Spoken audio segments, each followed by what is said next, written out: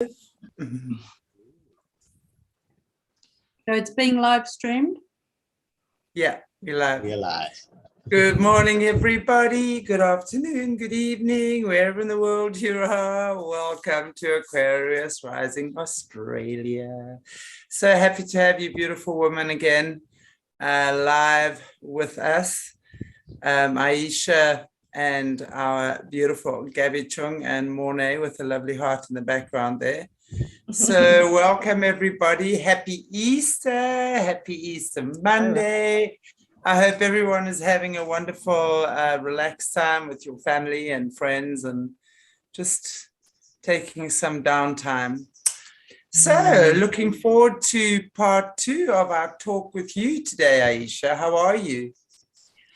I'm very well, and I survived Easter. It's not the best, brings up a lot for us, and we had a very good meeting yesterday with a group of people, so that was, yeah, it was good to be with people and share what we interpret from it. Holidays are a very loaded time for survivors. Holy days. Cults the families too, and there's lots of memories and, you know, the family that you're still speaking to and the family that you're not, etc. So lots of memories. So it's good that everyone supports each other at this time as well. Yeah, absolutely. Absolutely.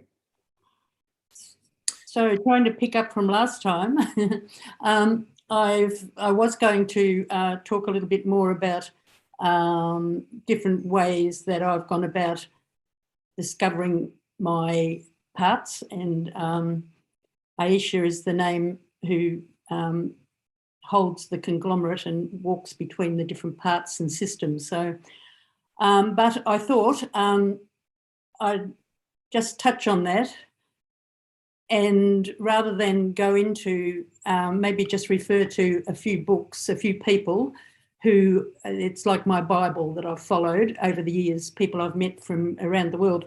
So Alison Miller's book is, there's a book called Becoming Yourself, and she talks with a lot of survivors who she calls her teachers survivors. So they've got to a certain place where they can tell the story, and it's based on their stories, but it's it goes through whole stages of keys to recovery, and it acknowledges the difference between dissociative identity disorder and programming, which is quite different and needs different treatments. So that's a huge, I tried to explain different things and how complicated things are.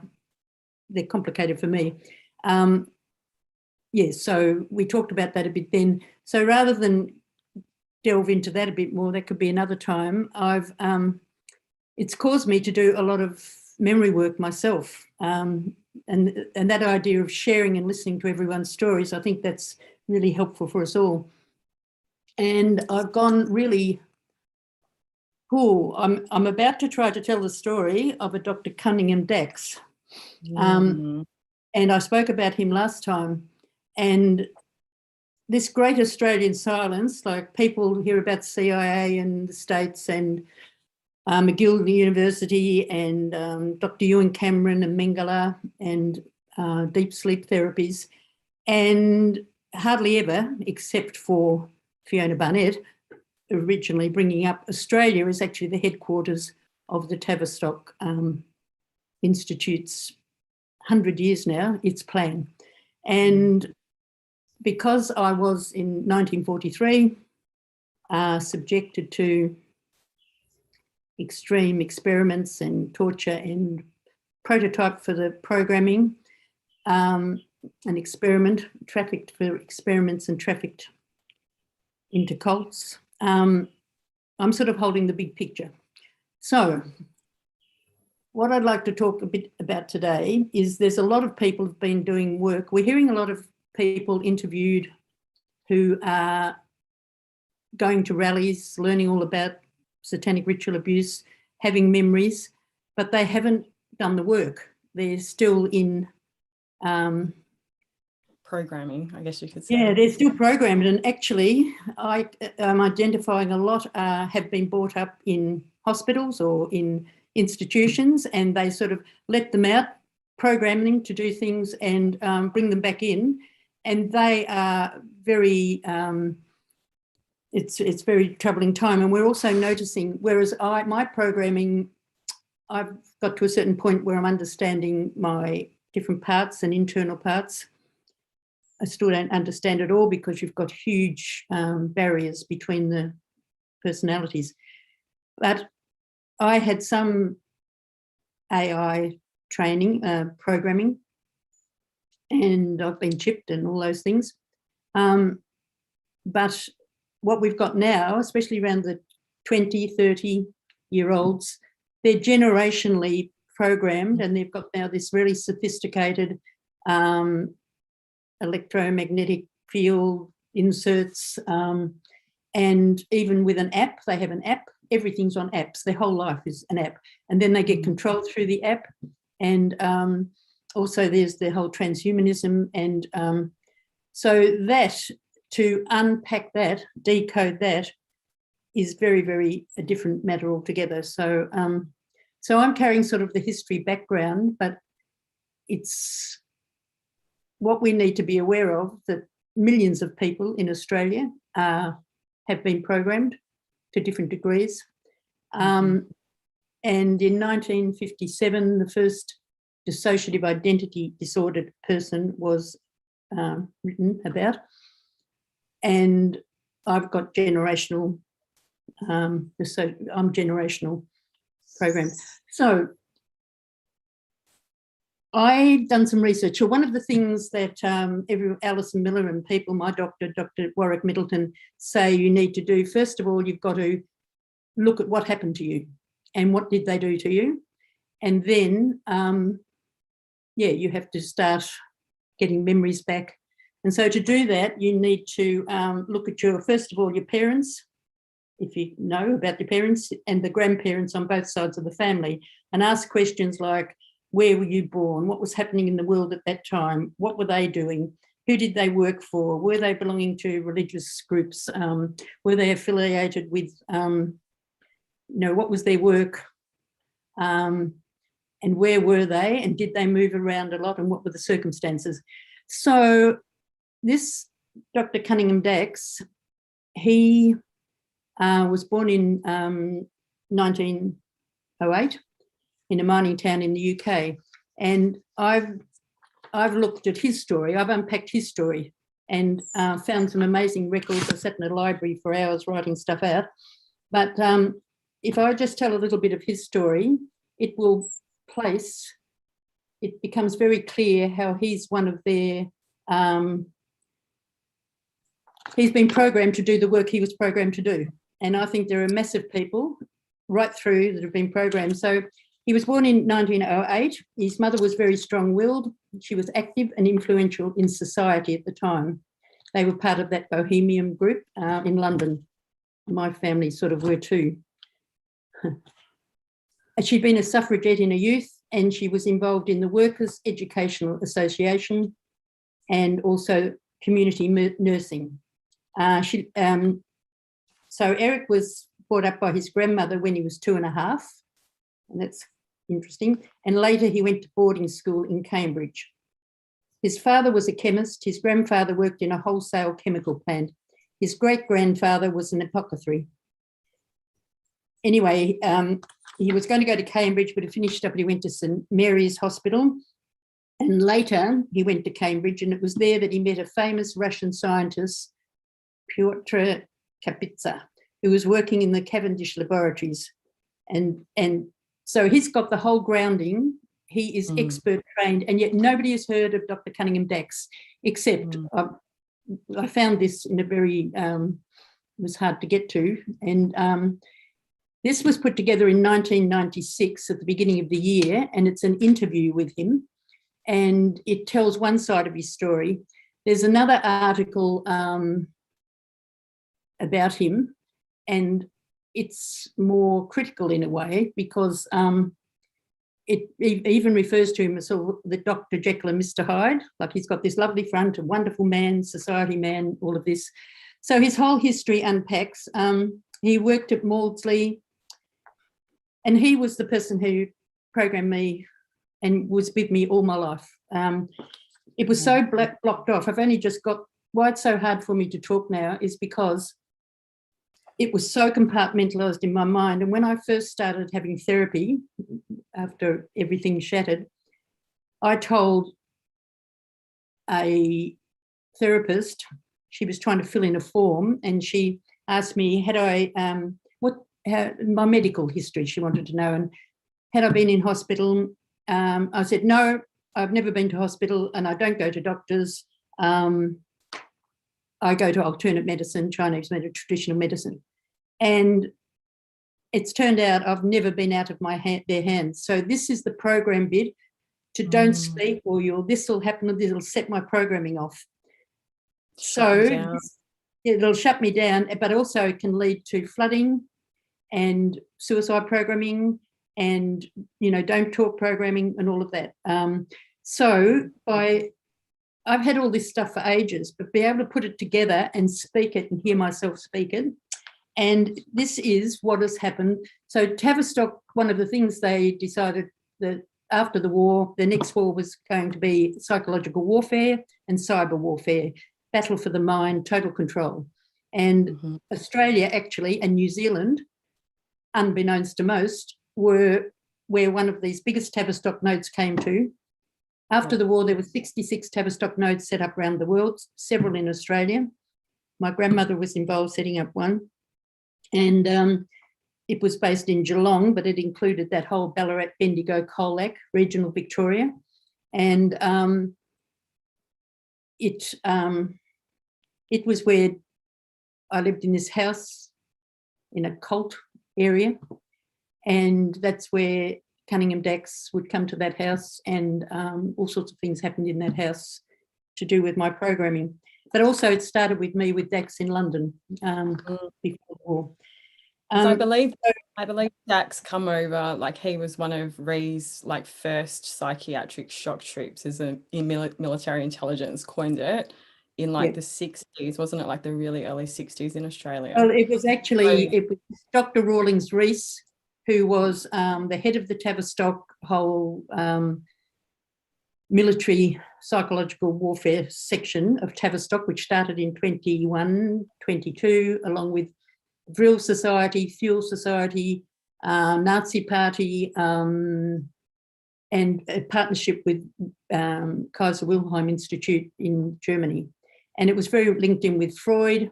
And so you can look up Tavistock, the history of 100 years of Tavistock, and it's all very clear, you know, all very clearly set out. So one of the things was to infiltrate education, religion. That would be easy to have behavioural modification all through those things and control people's minds. And it's all to do with the enslaved slavery. But it was also, then they said education and religion would be easy, and medical and science more difficult, and also then judiciary, you know, the law, legal things.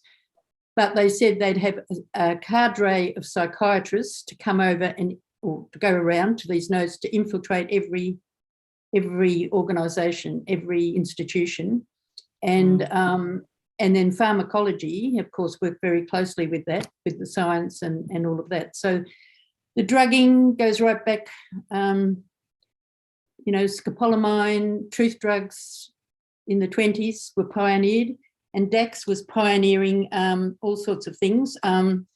He worked with private mental hospital. That was his first job. He was working under an army psychiatrist. So it's all linked with the my programming is military intelligence programming, and you know, from in utero.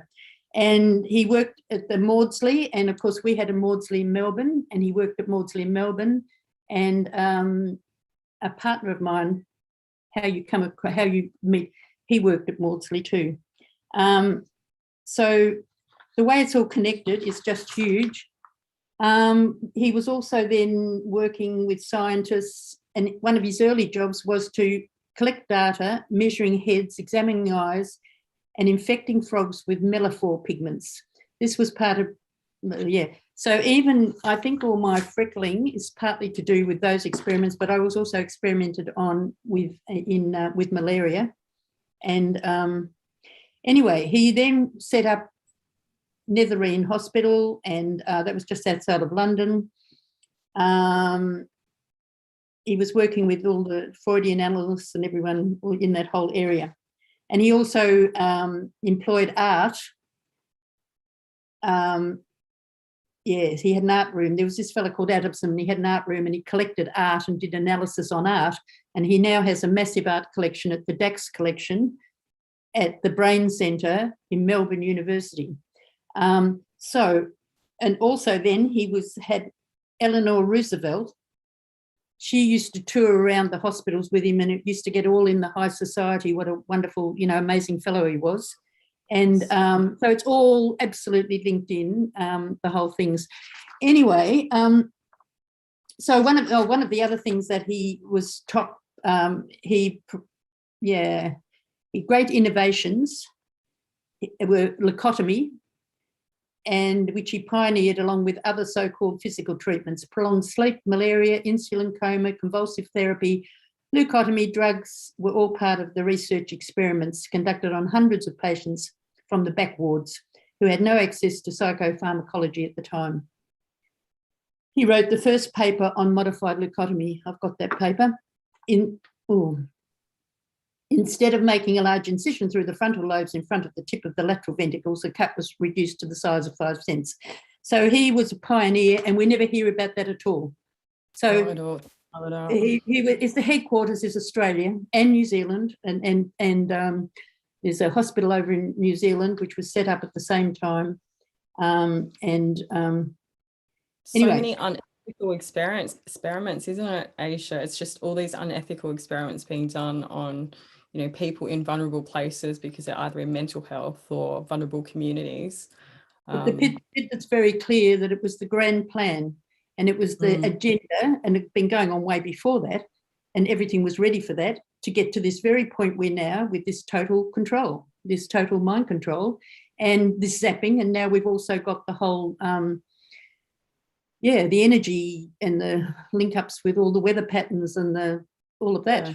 And they're really taking all this research that they've done on individuals and transferring it from the micro to the macro. So now from the people that they were studying and, doing torturous experimentation on, to now being unleashed even more. I mean, it's not new on the rest of us at the moment, but just amping it up constantly.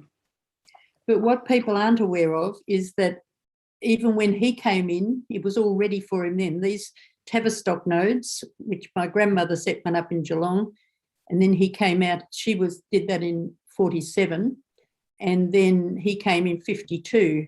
Now, even the person, suddenly he changes course and he comes to Australia. In 1948, he attended a conference on leucotomy, and in 1950, he took British psychiatric art to Paris. So he was he wrote books with Rees and all of these people. So he was, really the head one there.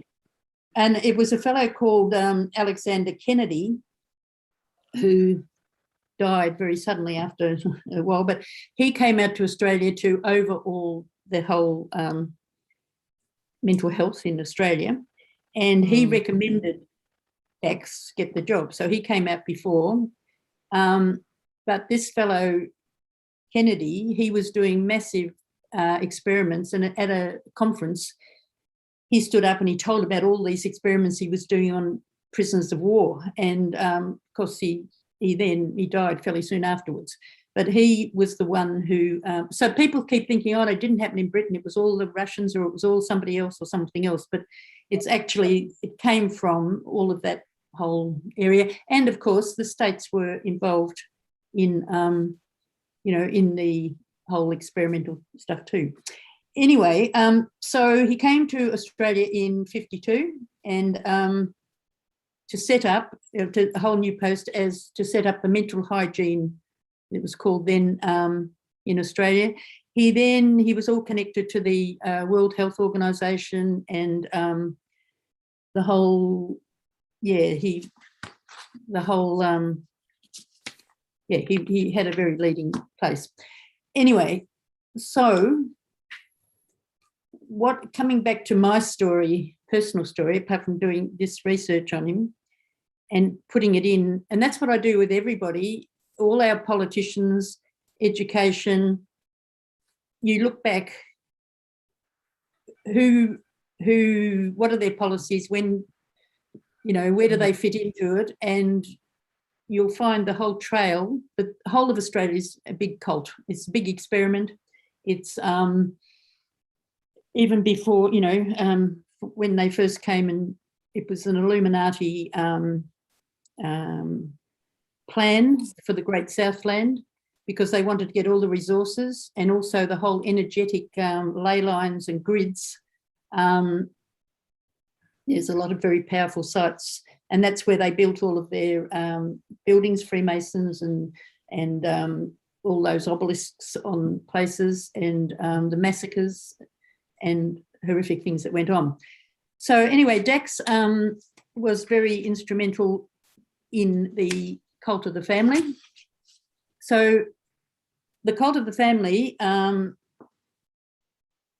Hamilton Burns gets all the she was a terrible woman, but in actual fact, it had lords, it had Lord Casey, it had Melbourne University, right through the university, Children's Hospital, Royal Hospital, Murdoch Research, all the research places, and the Rayner Johnson, he was a physicist, and he was very linked with Mossad and England,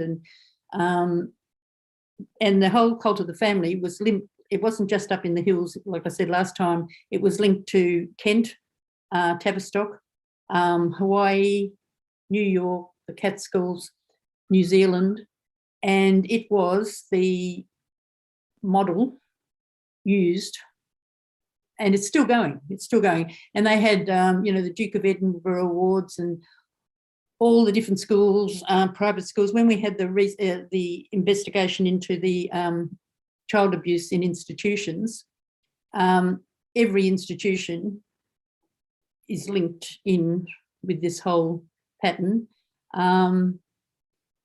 Foundations, charities, yes.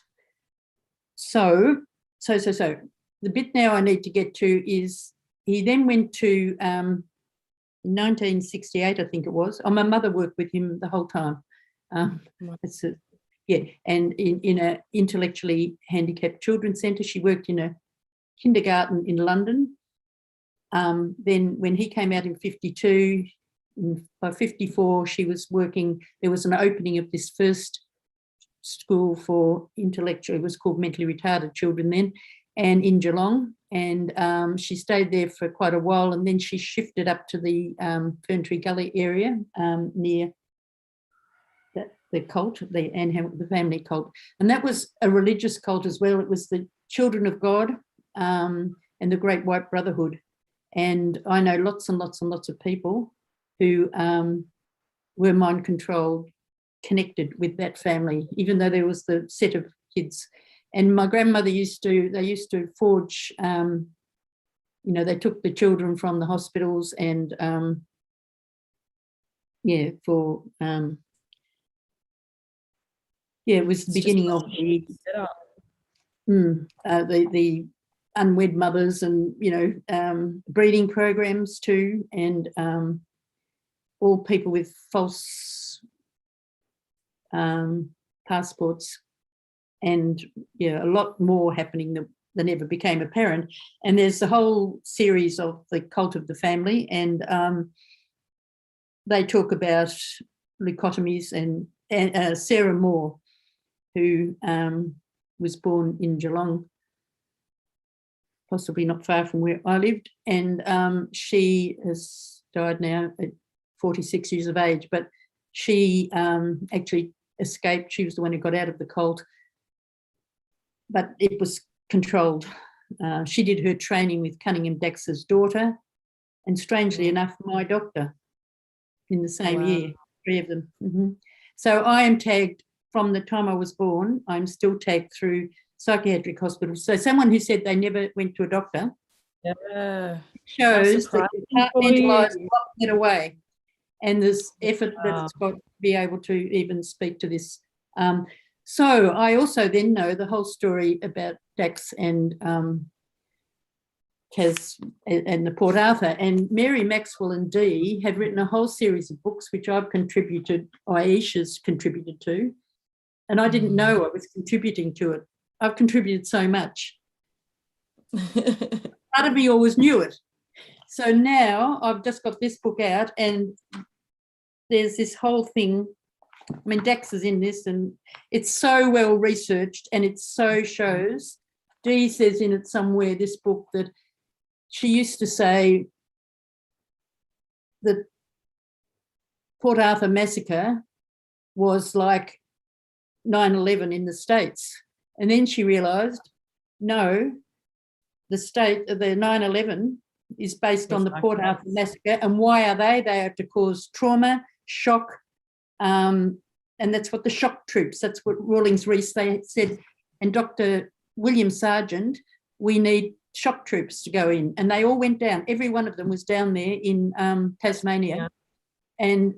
And also Cunningham Dax was Martin Bryant's doctor. But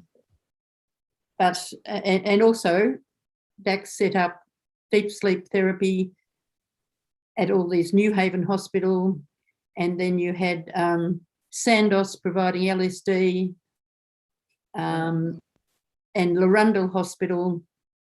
They ran very advanced Stargate programs, and huge people in deep sleep, people dying, people experimented on. I was just going to say for the viewers, because they might not know about Port Arthur, because there's a lot of viewers from all around the world. Port Arthur was a big false flag in Australia, where we had a gunman shoot down a whole lot of people, and it was one of those ones where it was just like obvious something was very, very, very amiss. But the whole situation was used, and that's what Tavistock is about, is creating these shock waves through their psychiatric shock troops to create a terror event, which they've actually constructed. And then the next minute, charming Prime Minister, Mr. Howard, was taking away our guns. So, you know, this is just the rolling forward of gun their control. plan control, New World Order. Yeah. And it followed the Dunblane massacre with a fellow called Hamilton, and that was definitely a PSYOPs and a Tavistock event. So that was in England, in a little preschool, all these kids. But there's evidence that was totally, it was a controlled event to follow up. Then you had, and you've got them all happening around the world. And now you've got them, some of them are completely fake paid actors. And it's to get that fear and terror, because fear and terror is the thing that controls people. And so that's the Tavistock agenda, is to, through and get obedience. And that's what we're going through right now is, that. And so people like me have been really triggered, and that was part of the goal. And some people, by the language and the hand signs on the television and the frequency messages. So you've got the Tavistock agenda, goes right through the music industry, Hollywood,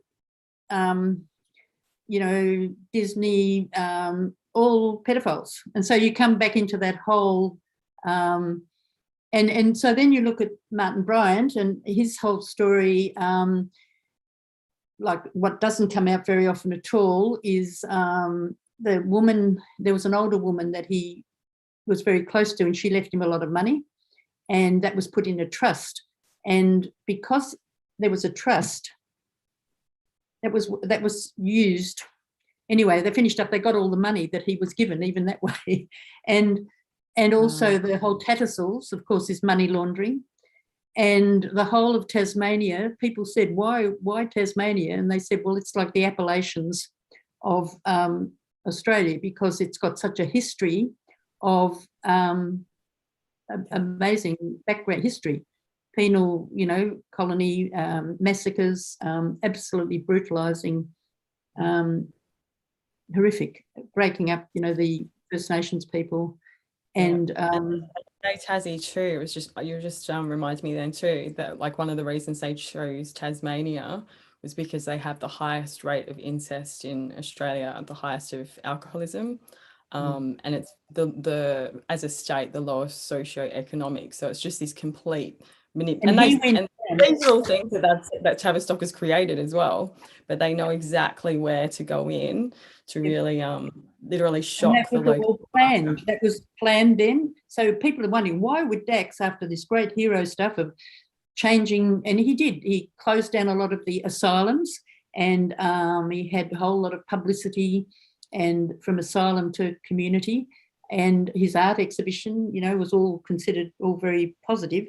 But the backstory, and then he shifted in 1968 to Tasmania, and people saying why, and that's where people said because, and he went to do research, and then it changed, and he talked about the poverty there, and they were working with policing, and because there were lots of car accidents there or something, and yes, so when he wasn't there when the Port Arthur massacre happened, but this Martin Bryant, who was a whole history of low socio and all sorts of connections in the family, and yes, but this link with Tattersalls, which of course is money laundering, and then you've got casinos, so you've got all of, it's all connected in, and of course, and also I've done the whole history on the boys' towns in Tasmania, and horrific stories, all those churches down there, and women, really, really big before he even came. So there was a whole culture of people with mind control who were, so, and now no fair case at all. They've lost the records. There's no records, and it's the most unfair. Suppression. And apparently all the evidence there's real evidence that he didn't do it. He couldn't have done it. It was a top marksman and all the rest. So the cover-ups are there. And so why was that? That was for the gun control and also to shock and horror people. Fancy it happening here. How terrible. And yes, so, and that also followed the Hoddle Street massacre, which was also connected as well. So everything is planned, and the people, so it's, It's so insane, I mean, this is like really, those of us who've seen the movie The Hunger Games, it really is like a large macrocosm of the Hunger Games. It's like they're these people sitting at the top, pushing a few buttons, and literally controlling humanity in that way. And it'll never stop horrifying me as to the lengths to which they go in order to achieve their goals. And it just becomes more and more depraved. As time goes by, depravity is really the order of the day.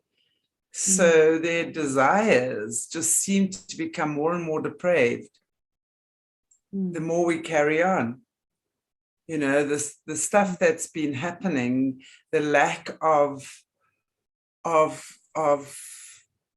light in the dark in these places. We've been interviewing so many overcomers in the past, especially from Australia, where in these boys' homes and stuff like that, atrocious things happen. I mean, it's a very slick operation that operates from within these organizations. And there's not one person who has the kids' backs, not one. It's like they're all involved. And when you think of the generational, and so I can look at probably 4 generations, looking at real little ones, they're generational into this, and then each generation, the DNA is changing. So the whole science is so advanced. I mean, this is why it's hard to get, people just accept that you can, I can take a photo on my phone and I can have it over in Germany or somewhere in 2 seconds flat. Like, how come? You know, okay, we don't doubt, no one really questions that. So we're living in a noddy land, really, all of us, and they have a grand plan. And the grand plan is going according to their grand plan because it's connected with, you know, if you look at the boy soldier programs and the Mengele in Australia, and Mengele was bred, and I believe a relative of his is running something very important in some place, I better not say, but we're working on that one. So the breeding programs and the lies and the robotic, I was listening, learning about these apps and the implants, that the thought, it's like thought projection. You know, this happens. That's why they had a lot of the Tibetan people, like Anne Hamilton Burns and Rainer Johnson and his wife. They all went over they took 12 people to go to Tibet to learn all this practice, which is some very good practice, but no, it's twisted and used as a cult practice. And and a relative of mine in London, there was a whole Tibetan foundation, and she became the first woman to be ordained, probably not using the right word, as a Buddhist nun. Tenzin Palmo's the name. She's the woman, she lived 12 years in a cave. What's her name? Tenzin Palmo, Diane Perry, and she's a relative of mine, and she was born the same year as me in London. So when you put the dots together, it's just, I pick up accents of different people who you've interviewed, Gabby, or people I've seen speaking at some of these rallies, and I'll track them down and I can tell their accent and where they've been programmed from. And I've got 3 recently from that last interview I did, that the same, my grandmother, and Anne Hamilton Burns' mother was mentally ill. She's related, she's all connected into that whole. And so they use the minorities, and so you've got the missionaries going around, Wycliffe Bible societies. They go around to convert. So you've got the religion coming through, and okay, some of those missionaries, nice, very nice, but the mission is to take away the culture, the family, the everything, and convert them. It's so frustrating. I know that especially here in Africa, you know, that was one of the main things that the colonizers did. And that was the Brits actually sending their missionaries in here and converting the savages to the Western cultures. It's so frustrating for me to even, it's just another. And they've all been programmed a lot, and so they become the spokespeople for Black Lives Matter or some other group. Not, you know, and they're manipulated in how it's divide and conquer again. And then you've got, you know, there's so many people. And there's millions. It's just like they split, they do the DID. On so many kids, it's like they're doing DID in a mass consciousness way now as well, isn't it? Because if we see what's happening with all this divide and conquer stuff, I mean, first it was the spiky flu, then it was the jib jab jabbity do. Before that, the whole mask thing. And then the next thing we have that for 2 years, boom. And the next thing we have a war. And, you know, you either this or that, you're supporting this one or that one. I mean, it's just insane.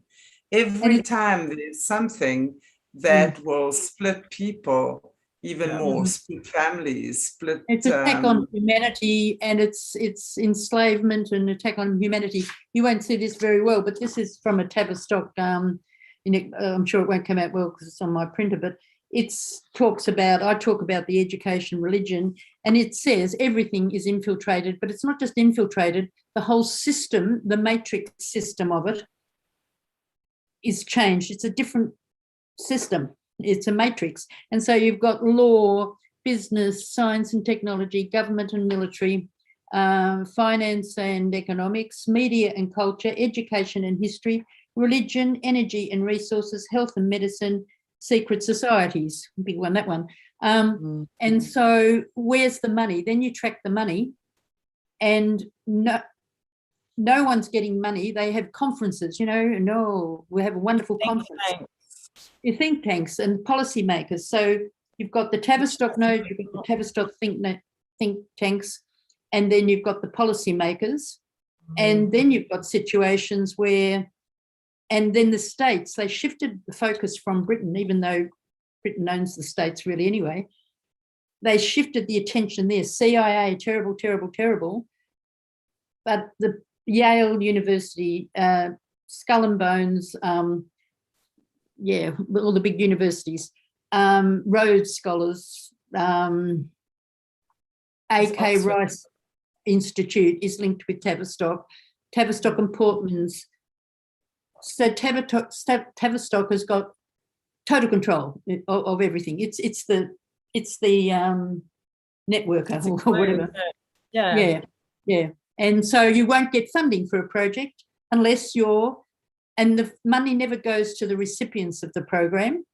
And then the intellectual property right gets stolen and used for courses, and then you enroll people on the courses, and it still never gets to the recipients, the ones who need it, you see. So it's a big machine, and it's now becoming like a real machine with that's what, you know, the cyborgs and all of that is so advanced, and the horrific experiments on DNA and that, you know, that's the bit that,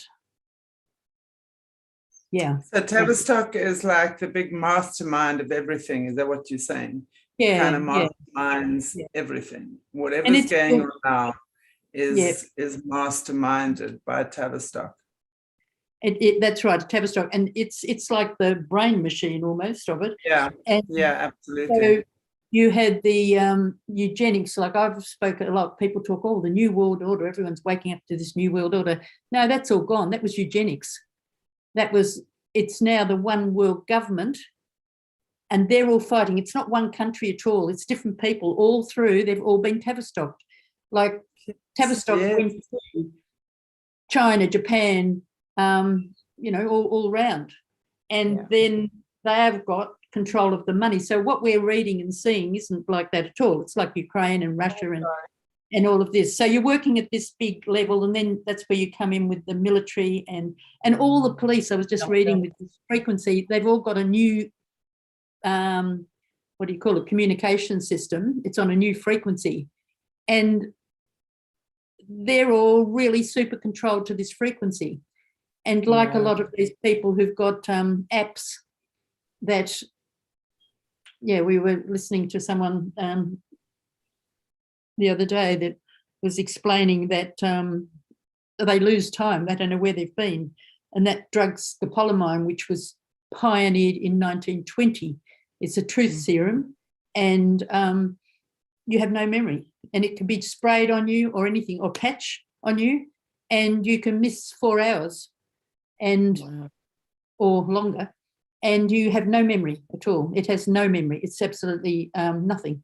So it's like the date rape, only more so.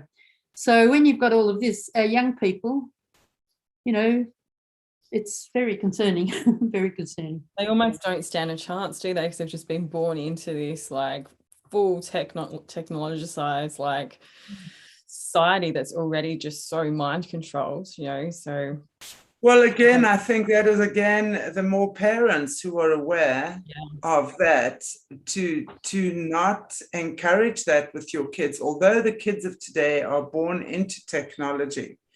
But I think when you're getting a healthy balance, so for them to have, let's say, X amount of time, an hour or 90 minutes per day or week or whatever, on their phones or iPads or laptops or games or whatever it is. And then the rest of the time, you know, to do family outings, go out into nature, take holidays, take game nights with family meetings, whatever it is. You know, the one thing that we understand that these people consistently try and break down is the family unit.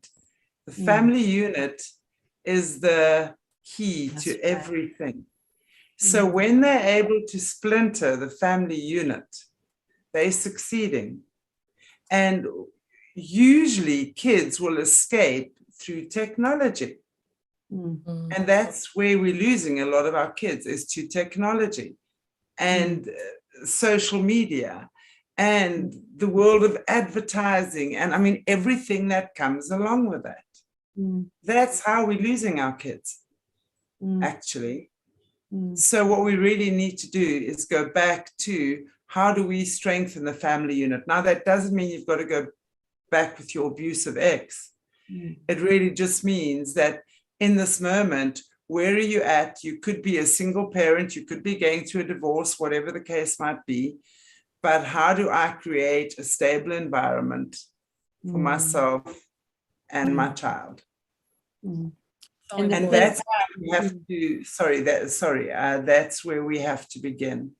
And that's the roots that we need to be seeping into the earth right now.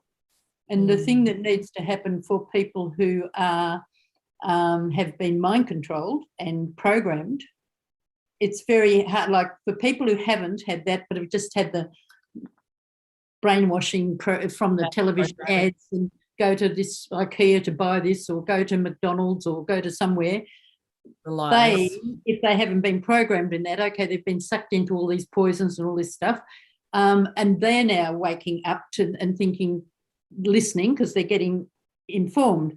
However, the people who are programmed, and it's one of the things, there are different ways. I mean, it's a long process. People will say to deprogram takes about 12 years at least, if you even keep going that way. And a lot of people don't make it through if they decide to try to do the whole thing. Others just go to a point and stabilise.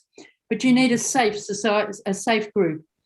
And you need to be away from the cult. And it's a whole cult everywhere. I just know people who are doing really good things, saying good things, but they don't know. I didn't know I was programmed until I was 66 or something. And they don't know their program. I can see their program because I can see what's happening.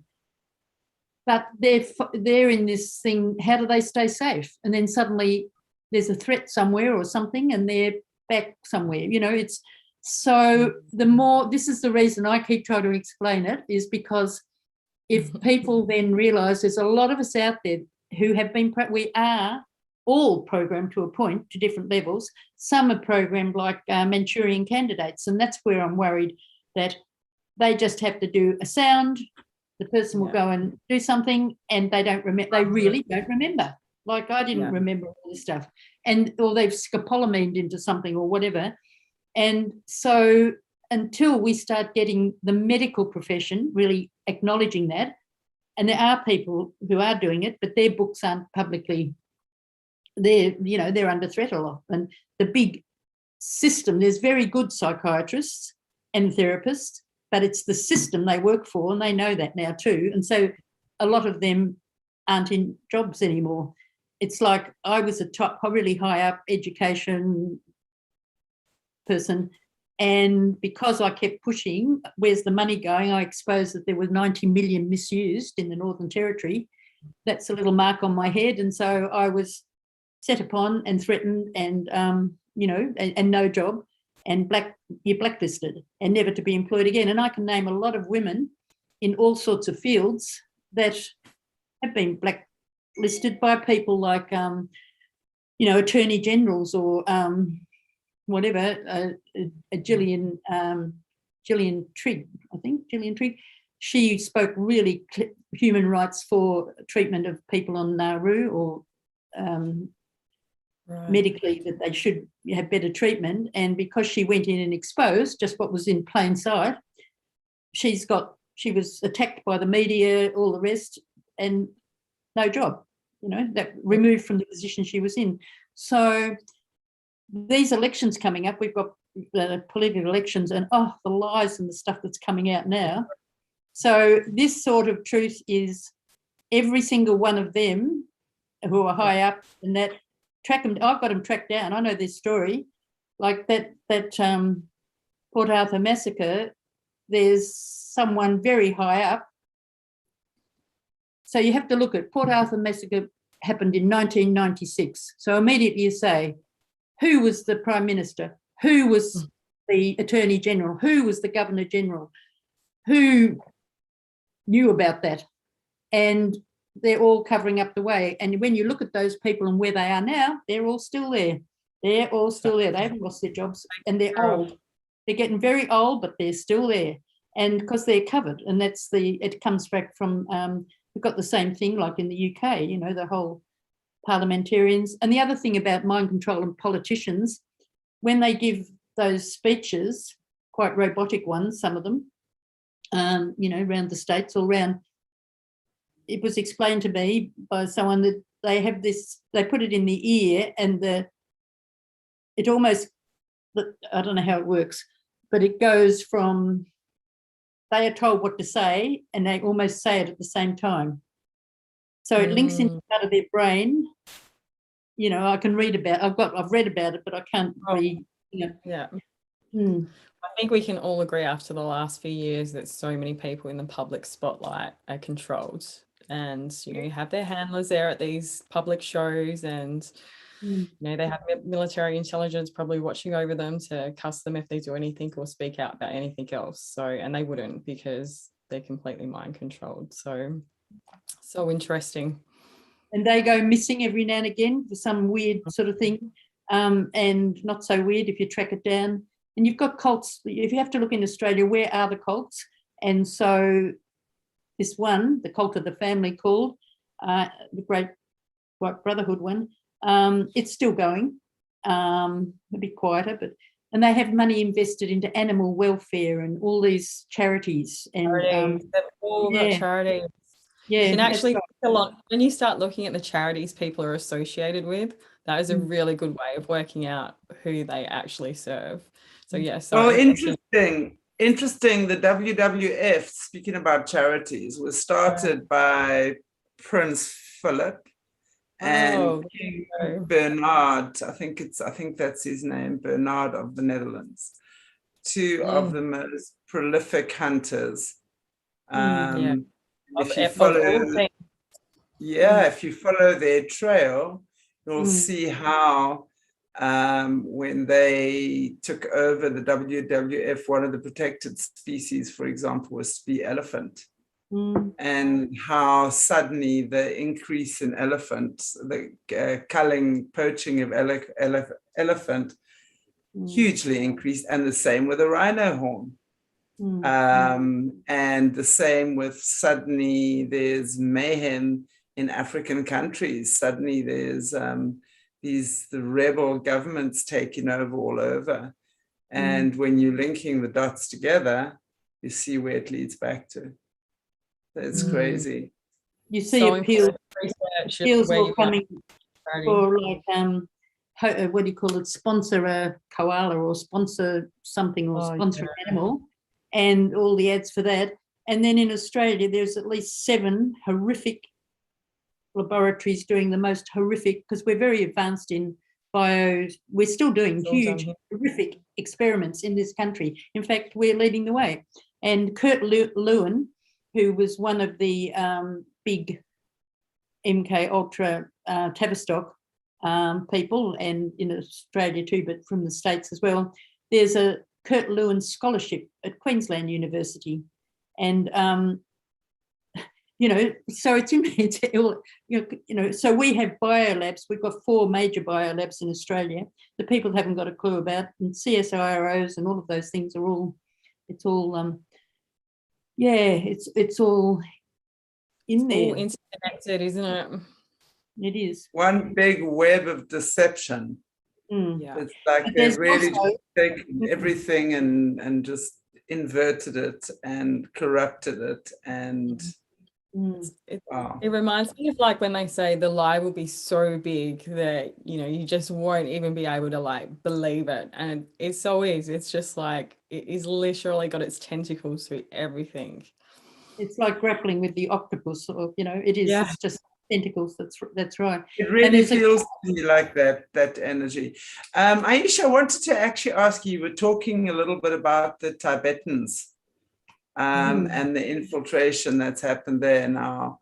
I know that this has happened, and I know that apparently the Dalai Lama himself has been, call it, tampered with. What's your take on that? Yes, well, I think everybody who's still alive is, especially if you're a well-known figure or if you're speaking out of something, you must somehow have been compromised. I actually, so the whole reason with Tibet is, what's Tibet got that no one else has got? Water. It's got so much water in the mountains. And so you've got amazing monasteries, all gold plated, all of that. And you've got people military riding on motorbikes. So all the institutions are thuggerized, you know, like, but they've still got, it's like what's happened with, say, First Nations people here, or in Inuit people, or all around Lakotas. You could say, and people do, they'll say, oh, he's terrible. You know, he's doing all this stuff, or someone, or yes. And I had recently someone saying, this doctor of mine who I found wonderful, but he also he was programmed to do what he's doing, but he's doing an excellent job. He's exposed stuff. He's done interviews with exposing all sorts of stuff. But because if you say, oh, yeah, I'm programmed, oh, you know, like you've been controlled. He's been controlled. Getting back to the Dalai Lama, he's been controlled, okay? However, he's making a decision at a higher level to keep doing what he's doing. Yeah. And so I know so many First Nations people, they are so, their whole lives, generational, has been this, but they look at it in a different way, in a more spiritual, big way, that they're just keeping going, and they're hoping that, you know, it will change, it will shift at a spiritual level. And there are amazing things happening at that level, which I've witnessed, which is beyond the Western linear mind's capacity. And yes, and that is beyond belief, some of that knowledge. It's like, it's the knowledge that most people don't get unless they're of that Tibetan, or not Tibetan, of that spirituality, that they've lined up their chakras and they've got it. Mine was blasted open. It didn't open. I didn't do this by this way, but I have managed to utilize that. Like I was, trained up as a spy. Well, I can go in somewhere and I just notice everything. So I now use my ability to do that. Like I've got the history on everybody, all of them. You name me a name, politician, anybody, I can tell you their backstory, almost anyone. Like Trump's, I record their speeches, inaugural speeches, and once I've recorded it, it's in my head. So these people are working at a different dimension altogether. They're working at a different dimension. And so we can also, oh yes, he's been affected, they've been affected. There's some still working evilly. There's some don't even know, like Deckles and Hyde, they don't know. And they're not, like, however, the Dalai Lama knows, and a lot of and I know amazing First Nations people, the knowledge they've got, and they've never been to school, they've never, thank goodness. But then they've been, generational,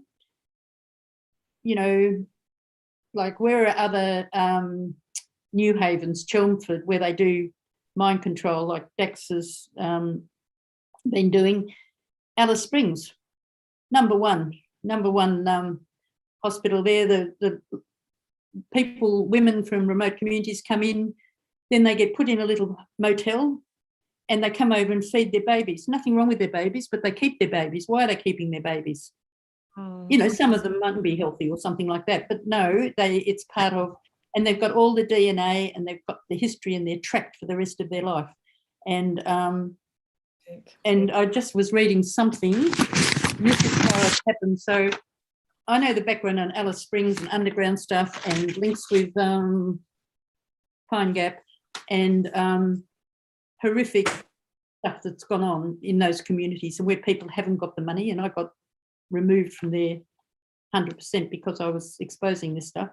But I just read, I know this was earlier, oh no, it wasn't until 2017, but it talks about, although there may be little in common between these major cities and the heart of Australia's outback, an announcement this week brings the Red Centre into the company of international players in translational health research, including prestigious institutions such as the Imperial College Healthcare in Britain and Johns Hopkins Medicine in the US. This week, the Central Australian Academic Health Science Centre was given the official seal of approval by the National Health and Medical Research Council. Now, I know what's going on there. I've lived there. I know what's going on in that place. And this, you know, closed the gap. We hear all this, give money, give money, give money. And it's absolutely counterproductive, you know, and they're doing their experiment. It may be the most remote academic health centre in the world, and perhaps only academic health centre in the world led by Aboriginal people. So they run these Nuncurry courses and that, and they get a few of the beautiful elders, and then they charge course money for a whole lot of people, go and pay for these courses. But it's stealing, it's intellectual property theft. And It's not even done for good intention. It's done by this cabal. It's done by the Tavistock. It's, you know, here we've got it in action. And so I pick up on these bits of news all the time. And so I just happened to see, I've got bits of paper everywhere. I could put my hand, this one's a good one. And I do want to get this in. I know our time's nearly up. Well, it is up. But Deep State Mapping Project. And this is one of the mysteries. I don't know really how I got this. So it's in one of my locked in frequencies, AI'd, I'm an AI'd, and you won't get a good picture of it, but obviously you won't get it's a very good picture.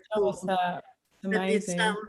It's a huge map, and it's all, anyway, I can send you stuff of it. It's got written on it, the fundamental force of the universe, secrets of Tesla, the ancients and the occult. And it's got all of the towers, the experiments and atmospheric energy. And it's got things like Nikola Tesla, uranium, Atlanteans, Greeks, Aristotle, Pythagoras. I know it all. I know it. I know everything on this map. How did I get the map? I don't know. I vaguely do know, but I don't know. I don't know. With knowledge, isn't it? And that's how they control us, is that we don't have all this knowledge. And it's not that I'm clever, it's that they're programming me. And that's what they're doing with our little kids right through. And nobody wants to know any history. All the people on these marches, not all of them, quite a lot of them, they're actually being used for all sorts of things, but they don't know any history because it's never been taught. And even what has been taught is a lie. It's a total lie. So, anyway. I don't know if you, I've got a few different things up because before I could even come on this one, I was trying to explain before with AISHE and the conglomerate, when you're working with a whole lot of parts, you have to be very careful you're not saying things that are betraying them, you know, sort of, and you can joke and things, you know. So I had to have a little meeting and I set up things here so that these are collages, not so much art, but this one, anyway, I won't leave it too long, but this one's just called Men of Interest. Now, I can recognise every single one of them. It doesn't mean that they're good or bad or indifferent, though it tends on the more bad than good. But yeah, but there are some there that are, you know, they're, yeah. Anyway, That's your watch. Is that your watch list? We've got Mr. Dax there, and we've got a few interesting people. But I'm about to do another one, you know. So there's a collage things. Upgraded version. Yeah, version. Yeah. And then yeah, this one, like, it's collaged of little sketches all over the place, but I can name everybody there. It's more family in my story. It's not the other ones, but wow. It's so very interesting thing. A lot of this stuff, they do damage to the brain, and when they put these chips in and that might control certain things. Or I saw a program on television the other day saying how epilepsy, they do put in a chip or something and it stops it. But this one woman would say she really wants the chip out because she hasn't got any mind. It's not her. So the brain and the mind are quite different, and the mind control. So by putting that in, she's got no sense of who she is at all.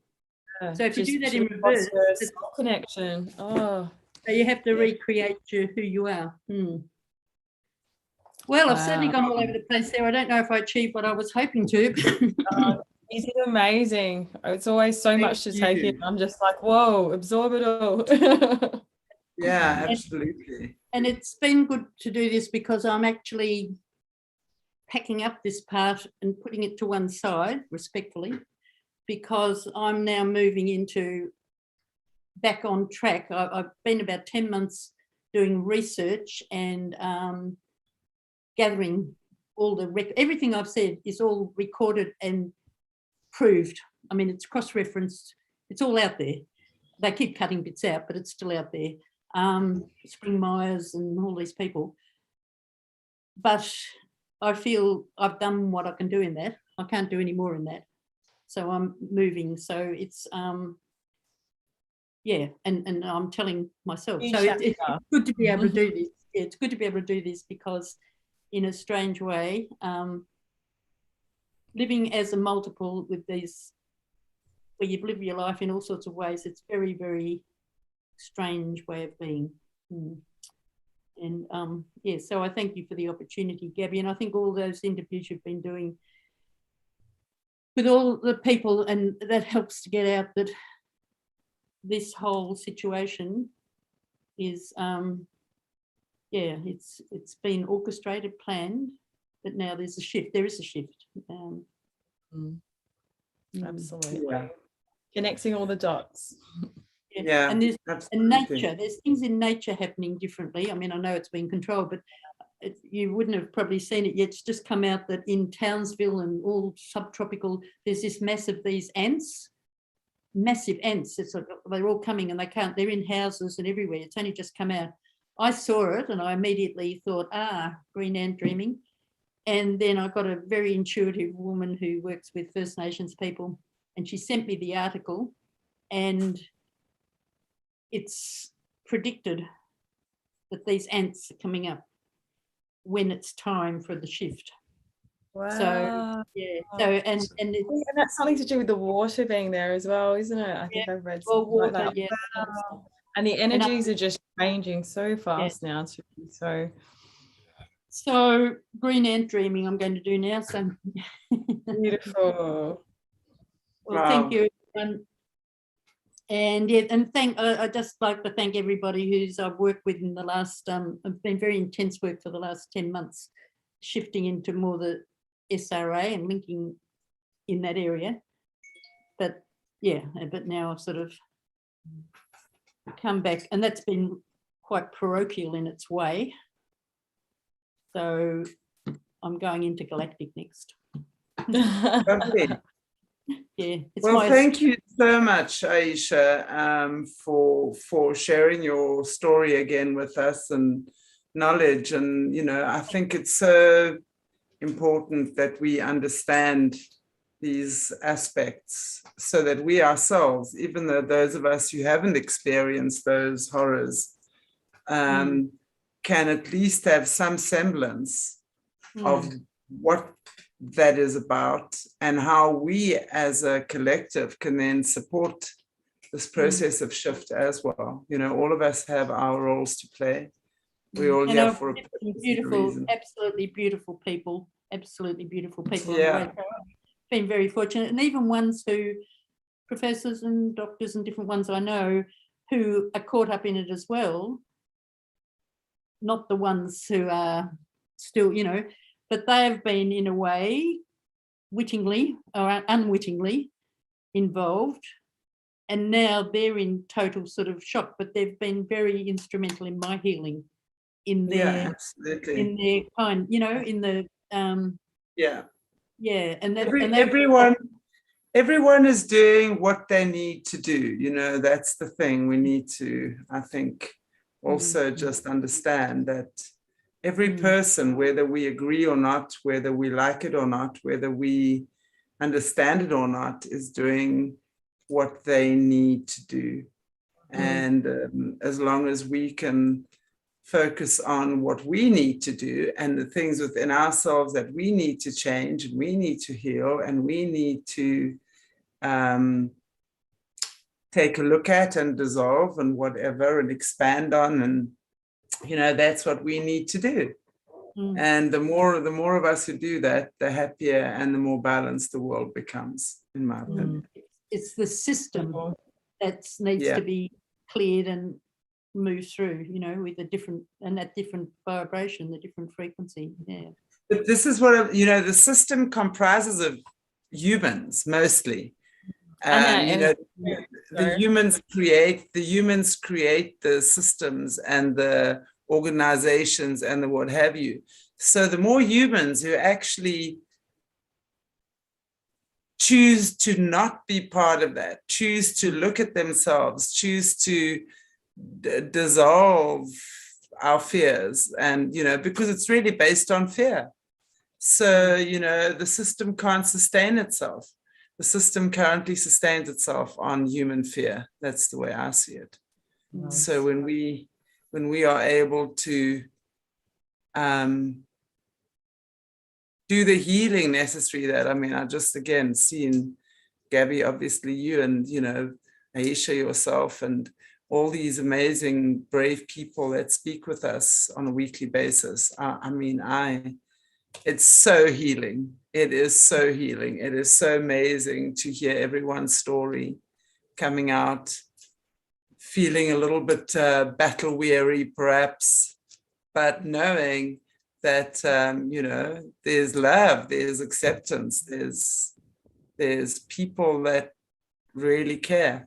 A lot of people that really care, and you know, to open the way for perpetrators to also walk across that bridge and come clean, acknowledge, create their balance, and knowing that they needed to be there.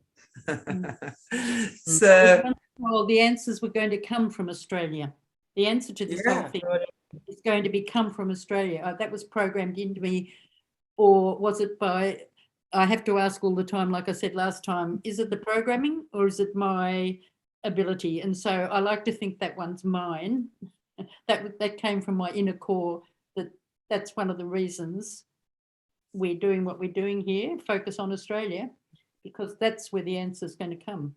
Yeah. Because it kept it so secret so long, and the truth. Thank you all. And the truth shall set us free. The trigger. Yeah, okay. Okay, everybody. Thank you so much for being here. Thank you to our viewers for watching on this beautiful Monday. And I know there are a lot of survivors and overcomers out there who, as AISHE, you were saying earlier on, and also know from a number of people I work with and I know who've been in the system and also healing. It is a very triggering holiday. So just sending you all lots of love, lots of blessings. Together we will move this mountain. God bless you all. Send you lots of strength and lots of love. So on that note, take good care, everybody. See you very, very soon.